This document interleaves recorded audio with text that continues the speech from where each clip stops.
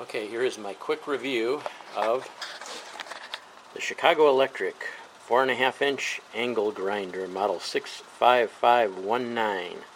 This was from Harbor Freight Tools. I bought this up in Crystal Lake.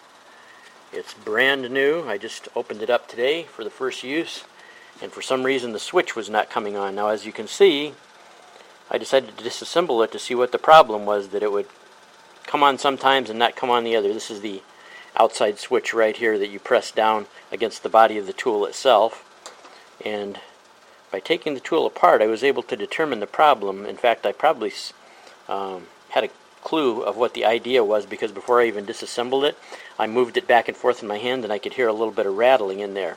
So this is the culprit right here. As you can see, this is the switch, and it pivots on a little, I don't know, kind of like a shaft, I guess you would call it, and this is the one end of the shaft, and this is supposed to be the other end, which is actually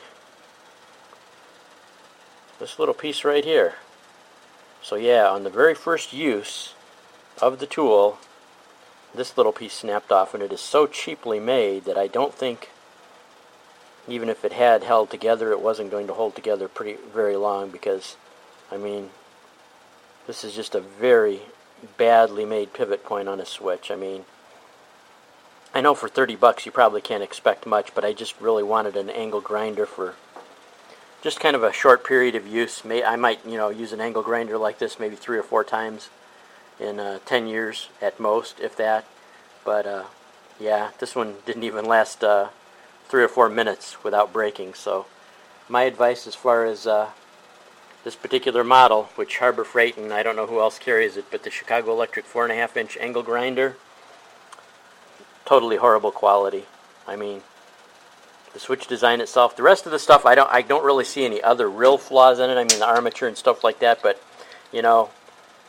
why wreck a tool just because you make the pivot piece for the switch so dang cheap that one of the ends snap off? I mean, it would take nothing just to take a metal pin or something and make this just a little bit stronger so the tool could last longer.